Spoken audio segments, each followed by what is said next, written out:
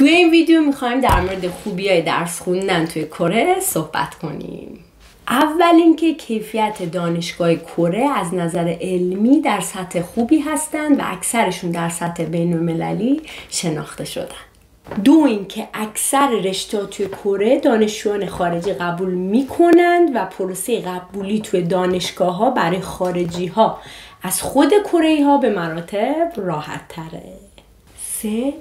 کره به نسبت خیلی از کشورهای دیگه امن‌تره و داخل دانشگاه خوابگاه چند نفری و یا در محلات نزدیک دانشگاه وانروم هایی هستند که میشه اجاره کرد و تو محیط امن و دانشجویی درس خوند.